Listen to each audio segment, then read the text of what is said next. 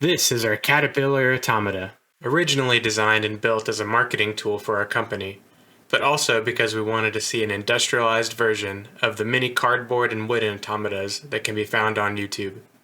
It's cool looking, but through assembly and testing we've realized a number of lacking features. First off, access to the inside of the Caterpillar is cumbersome. There are too many screws, and the holes don't line up well. That's a mistake on my part, since I hand measured and tapped the support tubes. Next, the linear rails have a bit of slop in them. If you look closely at the head and body segments during motion, you'll see lateral movement when the segment changes direction. The parts that support the body segments are expensive. We would like to turn these parts into flat routed parts to reduce cost while maintaining the same functionality.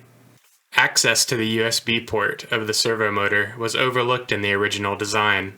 The Caterpillar is a simple on-off machine. We would like to have the ability to adjust the speed at any time with a dial or knob.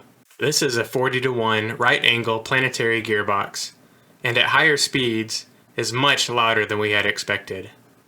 Let me demonstrate. This is the noise at 6 RPM. Very quiet and pleasant. However, when we start cranking up the speed past 20 RPM and up to 30 RPM, it sounds like a vacuum cleaner. This would look awesome with LEDs. Lastly, this Caterpillar is heavy. It weighs 54 pounds. Can definitely thin up some parts and retain rigidity. Do you have some ideas on how to improve this design?